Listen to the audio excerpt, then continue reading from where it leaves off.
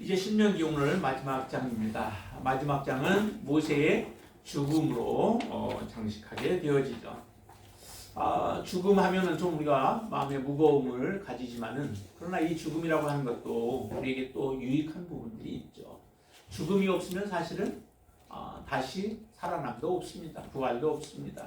하나님께서 예수 그리스도도 주님도 사실은 십자가의 고난이 있었고 무덤에 들어가는 그 아픔이 있었죠. 그리고 나서 예수님은 부활의 영광을 보게 되어집니다. 낮아질 대로 낮아졌지만 하나님은 이제 완전히 예수님을 높이셔서 하나님 보좌 우편에 앉으셔서 지금도 이제 하나님과 함께 계시는 그분이심을 믿습니다. 여러분들이 만약에 죽음이 없으면 굉장히 좋겠죠. 그렇죠? 만약에 죽음이 없으면 우리에게 사실은 선택도 별로 없을 거예요. 선택할 이유, 급하게 또 중요하게 선택할 이유도 사실은 별로 없습니다.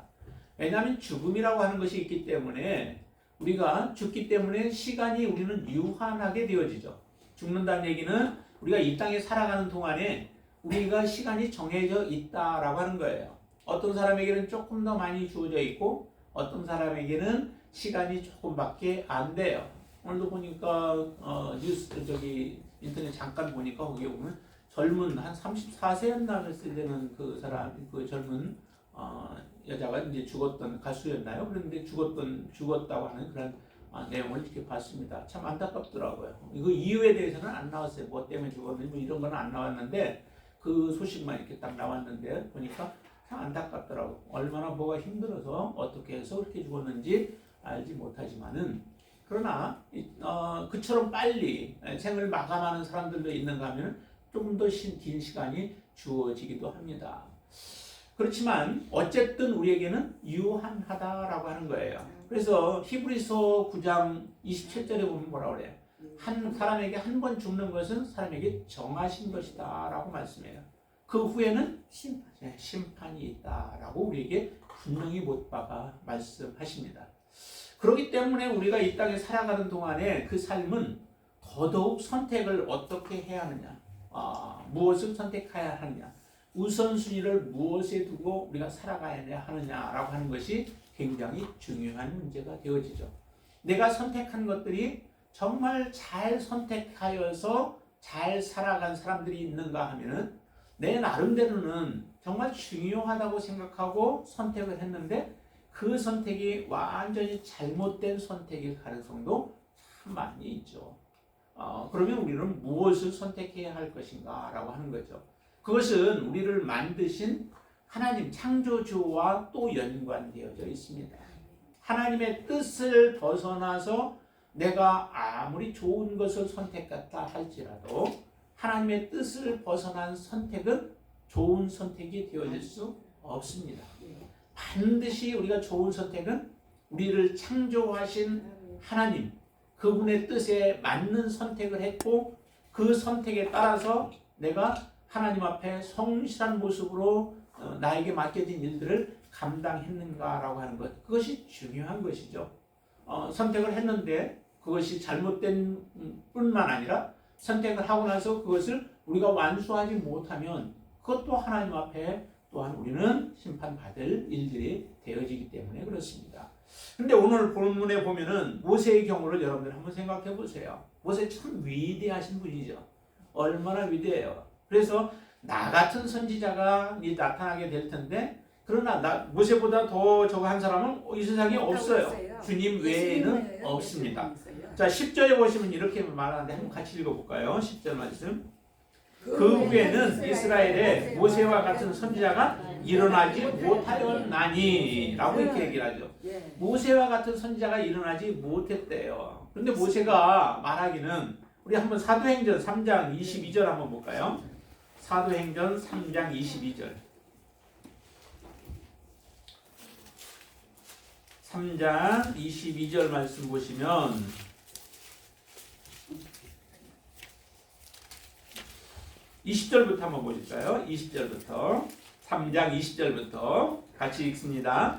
또 주께서 너희를 위하여 예정하신 그리스도 곧 예수를 보내시리니 하나님이 영원 전부터 거룩하신 선지자들의 입을 통하여 말씀하신 바 만물을 회복하실 때까지는 하늘이 마땅히 그를 받아들이라. 모세가 말하되 주 하나님이 너희를 위하여 너희 형제 가운데서 나 같은 선지자 하나를 세울 것이니 너희가 무엇이든지 그의 모든 말을 들을 것이라 라고 말씀하시죠. 나 같은 선지자 한 분을 세울 것이다 라고 말씀하시죠. 그런데 그분의 말을 너희는 그 모든 말을 들으라 라고 말씀해요. 그러니까 모세는 이전에 지금 이렇게 죽었지만은 그 이후에 예수 그리스도께서 오셔서 그분이 말씀하시고 그분이 우리에게 진리를 선포하게 되어질 것에 대한 말씀을 하시는 것이죠. 그렇기 때문에 그 진리의 말씀을 너희는 들으라 라고 하는 거예요. 너희는 들으라. 그 말씀이 곧 우리에게 생명이 되어지기 때문에 그렇죠. 그래서 모세와 같은 선지자를 보내신다고 했는데 이미 오셨고 그분이 이 땅에서 사역을 다 마치시고 이제 하나님의 뜻대로 다시 하나님 품으로 가셨습니다. 그러나 그 예수 그리스도는 다시 반드시 오신다는 거죠. 그리고 나중에 심판하시겠다라고 말씀하십니다. 심판하시기 때문에 이 땅에서 우리가 어떻게 살아야 할 것인가라고 하는 것이 굉장히 중요하죠. 우리의 행위대로 하나님은 심판하시겠다라고 말씀하세요. 우리가 어떻게 선택했고 어떤 길들을 따라서 행했는가라고 하는 것이 바로 곧 우리의 심판의 그 이유가 되어지겠죠. 여러분들의 삶을 다시 한번 보시면은 이 모세처럼 우리가 온전하게 우리의 사명을 감당할 수 있으면 얼마나 좋겠습니까? 하나님은 그렇게 감당할 수 있도록 하기 위해서 사실은 성령을 우리에게 허락해 주셨고 예수 그리스도가 우리 안에서 역사하고 계시는 줄로 믿습니다. 오늘 본문에서 1절부터 4절까지의 말씀을 보면은 이 모세에게 가나안 땅에 앞으로 들어갈 그 가나안 땅에 대해서 다 보여주십니다. 모세처럼 하나님의 나라, 하나님이 약속하신 가나안 땅에 들어가고 싶은 마음이 간절했던 사람이 있었을까 싶을 정도로, 그렇죠? 왜냐하면 모세는 아브라함과 또 이삭과 야곱에게 약속하셨던 그 가나안 땅, 그리고 이스라엘 백성들에게 약속하신 그 가나안 땅을 바라보며 그 땅에 이스라엘 백성들을 드리기 위하여서 하나님의 부름을 받고 이스라엘을 애굽에서부터 인도해낸 그런 위대한 지도자입니다. 그렇기 때문에 모세의 마음속에 하나님이 약속하신 그 가나안 땅에 들어가고 싶은 마음이 간절했죠. 그래서 들어가고 싶었는데 문제가 발생했었습니다. 그게 바로 뭐냐면 하나님의 거룩함을 드러내지 못한 일이 발생했던 거죠. 어디에서 물에서 물가에서 이스라엘 백성들이 모세와 그 아론에게 다가와서 그들이 그 반론을 제기하잖아요. 원망하고 불평하고 하면서 물을 달라고 그러면서 참 좋게 요구했으면 얼마나 좋겠어요. 그러면 모세도 좀 화가 나지 않았을 텐데 모세를 굉장히 화나게 만들었던 거죠. 하나님 앞에 서니까 하나님께서 모세에게 말씀하십니다. 뭐요? 바위를 명하여서 물을 내라 라고 말씀하십니다. 그런데 이전에 한번 모세는 경험이 있어요. 바위를 쳐서 물을 냈던 기억이 있습니다. 그래서 모세는 이제 이스라엘 백성들 앞에 서가지고 그 바위를 명하여 물을 내야 함에도 불구하고 모세는 그러지 않았죠. 바위를 2번이나 지팡이로 쳐서 그리고 물을 내어서 이스라엘 백성들이 먹이는 일이 일어났던 겁니다. 이것이 하나님이 보실 때에는 하나님의 거룩함을 드러내지 아니하였다라고 말씀해요. 왜 이게 하나님의 거룩함을 드러내지 아니한 것일까요? 하나님은 명령하여 하나님의 말씀에는 사실은 불가능한 것이 없으시죠.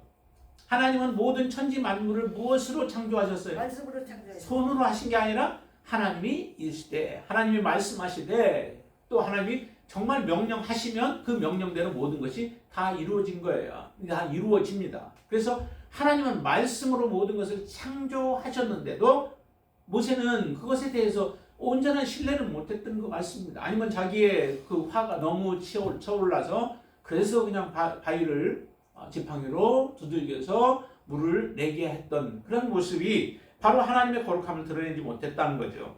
하나님은 말씀만 하셔도 되시는 분이신데 그것을 자기의 인위적인 방법을 동원하여서 쳐서 물을 내려고 했던 그 모세의 모습이 하나님의 거룩함을 드러내지 못했다라고 하는 거예요. 하나님은 정말 모든 것을 하실 수 있는 분이시잖아요. 여러분들 그렇게 믿으시나요? 하나님은 말씀 한 말씀이라도 하나님의 말씀은 그냥 땅에 떨어지는 것이 없습니다. 하나님이 말씀하시면 그 말씀은 그대로 성취되어지고 다 이루어지십니다. 그렇기 때문에 구약의 많은 그 예언의 말씀들도 그대로 다 성취가 되어지고 있잖아요.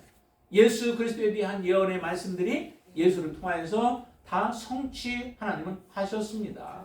그 말씀을 우리가 여러분들이 믿으신다면은 여러분들의 삶에서도 하나님의 말씀이 얼마나 능력 있는지를 우리가 알고 하나님 앞에 그 말씀들을 붙잡고 우리가 하나님께 나아가야 되시는 줄로 믿습니다. 그런데 이 이삭은 그 모세는 그렇지 못했다라고 하는 거죠. 그로 인하여서 그 간절히 들어가고 싶었던 가나안 땅을 결국에는 들어가지 못하고 그 다음에 바라보기만 하나님은 하게 하셨습니다. 그의 눈도 쇠하지 아니하였죠. 시력이 나빠지지 않았습니다. 그래서 그 가나안 땅을 다 바라볼 수 있도록 하나님 하시죠. 모세가 서 있는 그 자리 느보산이라고 얘기를 하죠. 느보산에서부터 쭉 바라보면은 그 단까지 저 위에 북쪽에 있는 단까지의 거리를 직선 거리로 보면은 한 80에서 100km 정도 된다라고 얘기를 해요. 그 정도면은 밝은 날에도 사실은 다 보이기는 쉽지는 않았을 거예요. 그러나 하나님께서는 특별한 눈으로 몰라도 다 보게 하셨겠죠. 하나님은 그렇게 해서 다 보게 하십니다. 그렇지만 들어가지는 못하게 하시죠. 여기에는 왜 하나님 그러면은 모세가 이렇게 한 번 하나님의 거룩함을 드러내지 못한 것 때문에 하나님 모세에게 들어가지 못하게 하셨는가라고 하는 것을 우리는 다시 한번 생각해 보게 되어지는데, 근데 꼭 그것만은 아닌 것 같아요. 일단 그것도 있고, 첫 번째는 그것이고, 그 다음에 두 번째는 뭐냐면은 모세에게 주어진 사명이다라고 하는 거죠. 모세에게 주어진 사명은 거기까지 이스라엘 백성들을 요단강 이편, 동편까지 모압 지역까지 인도하는 그 사역이 모세에게 주어진 사명이다라고 하는 겁니다. 사명은 다 다르죠. 사명은 다 달라요. 여러분들 지금 앉아 계시지만 여러분들도 나름대로 다 사명들이 다 다릅니다. 교회 안에서 공동체 안에서 여러분들이 하셔야 할 일들도 다 다른 거죠. 우리 몸의 모든 것이 다 똑같지 않잖아요. 왼손의 새끼손가락도 오른손 새끼손가락과 똑같은 게 아니에요. 다 다르듯이, 그러나 이것이 하나의 머리에서부터 통제하고 신경을 통해서 전달되어질 때 다 각각 자기에게 맞게 자기의 사역들을 감당하게 되어질 때 내 몸은 온전한 몸이 되어지는 것이죠. 교회도 공동체도 마찬가지입니다. 여러분들에게 주어진 것이 남에게 주어진 능력, 남에게 주어진 그런 그 은사 등등을 여러분들이 시기하는 것이 아니라 정말 내게 주어진 것을 가지고 다른 사람을 위하여서 아름답게 사용하면 그 공동체는 정말 하나님 보시는 아름다운 공동체가 되어질 수 있는 것이죠. 모세에게 주어진 사역이 어디까지냐? 바로 이스라엘 백성들을 가나안 땅까지, 그 전까지, 끝까지 인도하는 그 사역이 모세에게 주어진 사역이다라고 하는 것입니다. 그러면 가나안 땅에 들어가는 사역은 누구에게 맡기셨나요? 하나님이 여호수아에게 맡기셨다라고 하는 거죠. 여호수아 이름이 뭔지 다른 이름으로 하면 뭔 줄 아세요? 예수라고요. 네, 예수라고도 이제 신약에서는 예수라고도 하죠. 예수님의 사역과 같은 일들이 바로 여호수아가 하는 사역이다라고 하는 거죠. 신약에서 보면은 저기가 침례 요한의 사역이 따로 있죠. 요한의 사역은 뭐예요? 예수님의 길을 오실 자 메시아의 길을 예비하는 그 사역이죠. 그래서 광야에서 외치는 자의 소리와 같이 그와 같은 역할들을 하는 게 바로 지금 요한이 해야 할 일이었어요. 그래서 요한이 하는 것을 보면 나중에 보면은 굉장히 무모한 일을 하기도 하잖아요. 헤롯 왕에 대해서 그가 비판하게 되고 그러면서 그런 마지막에 죽게 되어지는데 예수님이 그 죽는 것에 대해서 살릴 수 있는 능력이 사실은 없으실까요?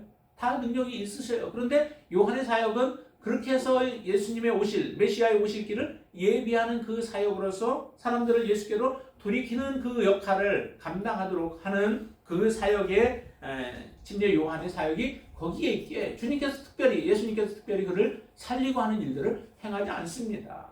이처럼 각자에게 주어진 사역들이 있는데 모세에게는 이스라엘 백성들을 인도해서 바로 가나안 땅 앞까지 인도하는 그 사역을 맡기셨다라고 하는 거죠. 그런 면에서 모세가 가나안 땅에 들어가지 못한 것이지, 모세가 꼭 하나님의 거룩함을 드러내지 못하여서 그래서 그것이 하나의 죄가 되었다면은 모세를 심판해야 되겠죠. 그러나 그에게 주어진 사명 때문에 거기까지인 줄로 믿습니다.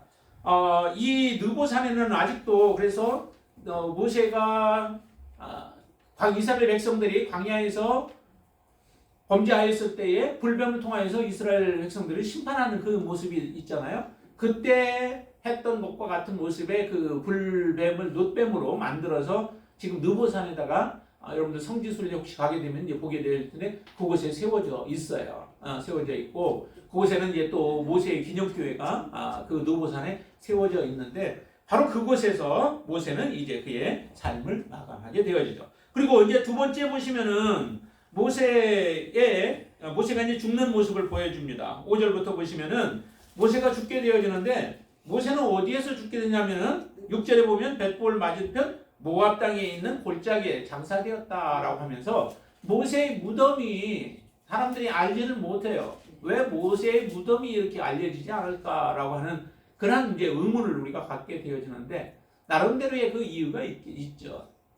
모세의 무덤이 만약에 발견되어지면은 사람들이 어떻게 할까 하는 부분이 있죠.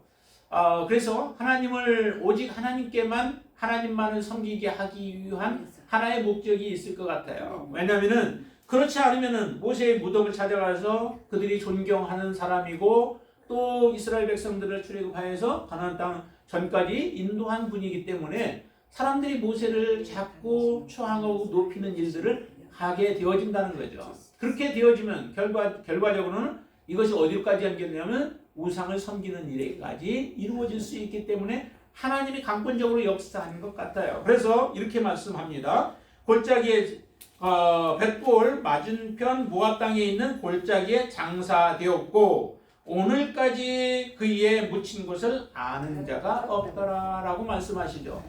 예수님의 무덤조차도 사실은 빈 무덤이 되어졌죠. 만약에 예수님의 무덤이 있으면 그거는 우리가 또 신앙 자체도 문제가 있는 것이지만은 이처럼 하나님 외에 다른 섬길 수 있는 것들을 하나씩 모든 것들을 하나님을 세우지 못하게 하십니다. 그렇기 때문에 모세는 나이가 120세나 되었어도 눈은 흐리지 아니하고 기력도 쇠하지 아니했다라고 말씀하시죠.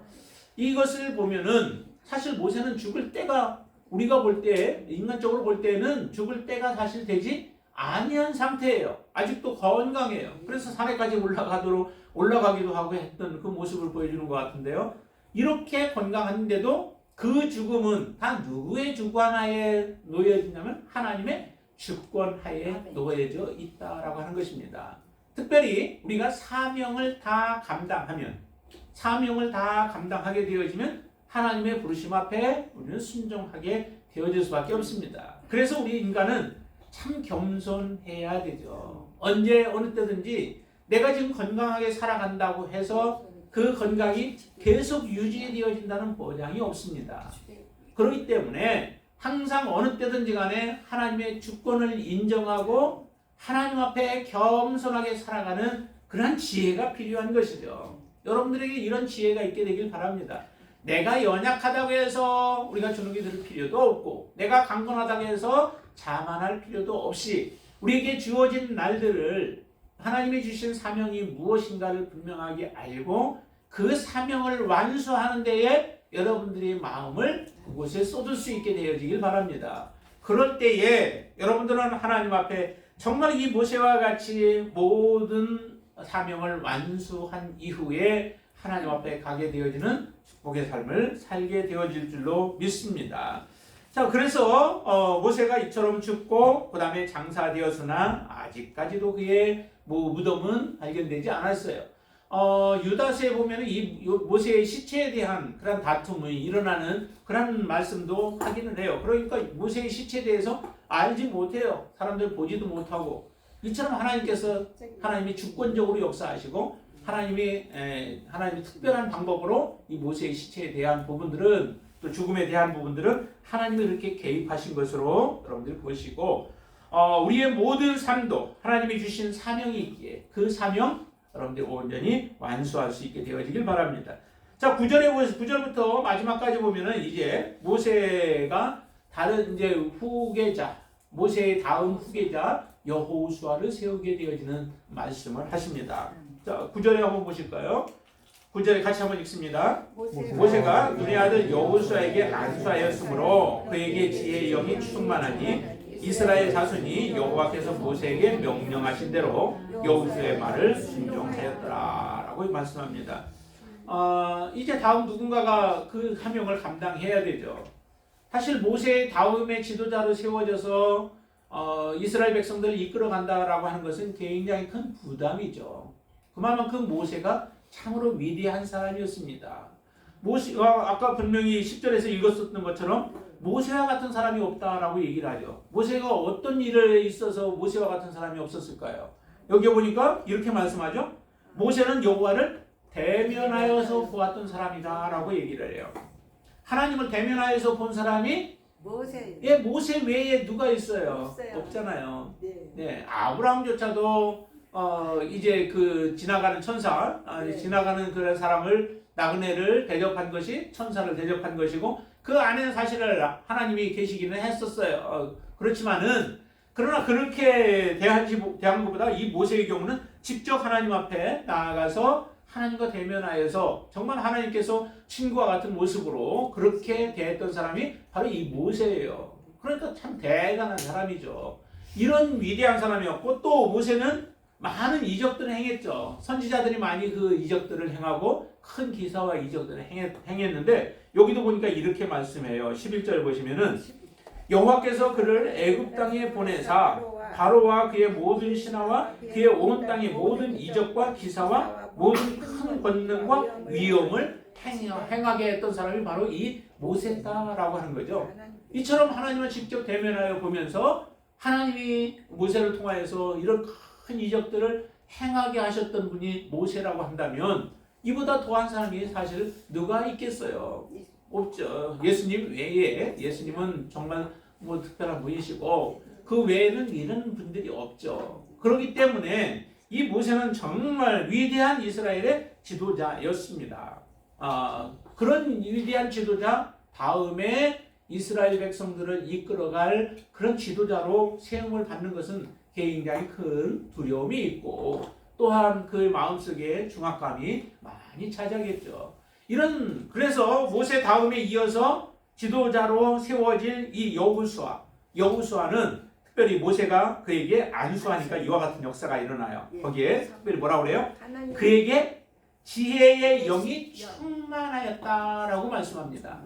지혜의 영이 충만할 때에 지도자로 세움을 받고 이끌어갈 수 있는 능력이 있게 되어지죠. 지혜의 영이 없으면 어떻게 이끌어갈 수 있겠어요? 지혜의 영이 있어서 지혜의 영의 인도함을 따라 인도함을 따라서 이스라엘 백성들을 이끌어갈 때에 하나님의 뜻대로 이끌어갈 수 있는 것이죠. 외적으로 나타난 부분에 있어서는 이 여호수아가 모세에 비하여 능력이 없습니다. 무슨 기적을 많이 행했나요? 가나안 땅을 정복할 때 여호수아가 기적을 행한 것 없습니다. 단지 그가 했던 것은 오직 하나님께 순종하여 하나님이 말씀하신 대로 순종하며 따라간 것밖에 없어요. 그런데도 그 가나안 땅을 정복하는 일을 여호수아를 통해서 온전하게 이루어 가십니다. 정말 능력은 무엇이 능력인가? 내가 큰 일들을 기적들을 행하는 것도 능력일 수 있지만은 그보다 또 더 중요한 것은 뭐냐면 하나님의 말씀대로 우리가 온전하게 순종하는 것. 그보다 더 큰 능력은 없는 줄로 믿습니다. 그렇죠? 하나님의 말씀에서 벗어나 내가 큰 일을 행한다고 해서 그게 무슨 하나님 앞에 영광이 되어질 수 있겠어요?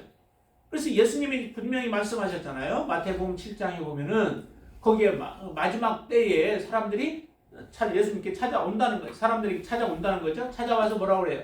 내가 예수의 이름으로 많은 선지자 노릇도 하고 많은 권능도 행하고 내가 귀신도 쫓아냈다는 겁니다. 이런 일들 얼마나 큰 권능들을 했어요. 근데 많은 사람들이 예수 믿으면서 내가 권능을 행하면 내가 하나님의 자녀인 줄로 우리는 착각한다는 거죠. 권능을 행했다고 하나님의 자녀라고 예수님은 말씀하시지 않았어요. 거기에 뭐라고 말씀해요? 이런 게 행한 것 오히려 이것이 뭐예요? 나에게는 불법을 행하는 자들이라고 예수님은 그렇게 말씀하세요. 그러면 불법을 행하지 않고 온전하게 하나님이 기뻐하시는 그런 삶이 무엇일까요? 그 삶은 곧 아버지의 뜻대로 행하는 사람이라야 하나님 나라에 들어간다라고 말씀하십니다. 아버지 뜻대로 뭐예요? 하나님이 말씀하신 대로 우리가 순종하며 살아가는 삶이 진정으로 그 사람이 하나님의 뜻을 이루며 하나님의 영광을 드러내고 하나님 나라에 합당한 자가 되어진다라고 말씀하시는 것이잖아요.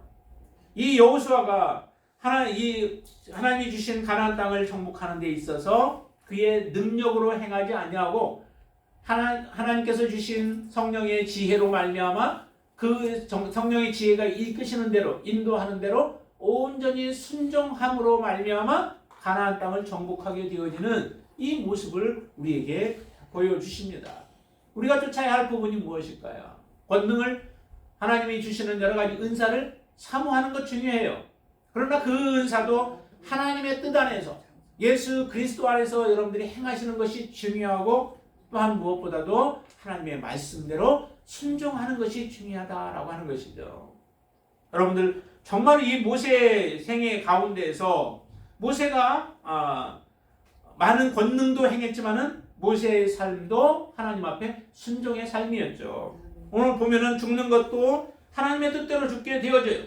그리고 다 여기 보면은 하나님의 말씀대로라고 하는 그런 말씀들을 하시잖아요.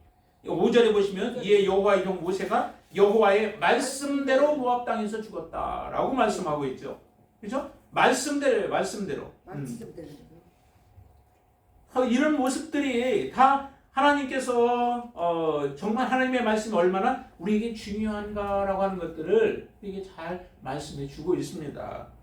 오늘 모세의 죽음이 정말 우리들에게도 큰 도전이 되어져서 우리가 이 땅에서 살아가는 동안에 주어진 사명들이 각각 여러분들에게 있을 터인데 그 사명을 우리가 완수하기 전에는 여러분들의 생명을 하나님이 지켜보아여 주시는 줄로 믿습니다. 특별히 하나님의 자녀들, 하나님의 뜻대로 여러분들이 순종하며 살아가고자 하는 하나님의 자녀들의 생명은 하나님이 지켜주시는 줄로 믿습니다. 그렇기 때문에 두려워하거나 염려하거나 걱정할 필요 없이 오직 하나님께 맡기고 하나님께서 나를 통하여 하나님의 나라를 이루실 것을 소망하면서 하나님 앞에 더욱더 기도하며 믿음으로 서시게 되길 바랍니다. 그래서 여러분들이 마지막 돌아볼 때에 마지막 우리가 정말 나의 생애는 후회할 것이 없다. 오직 예수 그리스도 그분만으로 그분을 붙잡고 우리가 믿음으로 살아간 우리의 인생이기에 나는 후회할 것이 없는 인생이다라고 고백할 수 있는 삶이 여러분들의 삶에 이루어질 수 있게 되길 바랍니다. 그것이 바로 하나님이 원하시는 바요. 또한 여러분들이 바라는 바인 줄로 믿습니다. 이런 삶을 위하여서 우리가 오직 하나님 앞에 더욱더 믿음으로 나아가 살아가시는 저와 여러분들 되시기를 주님의 이름으로 축원을 드립니다. 찬양하겠습니다.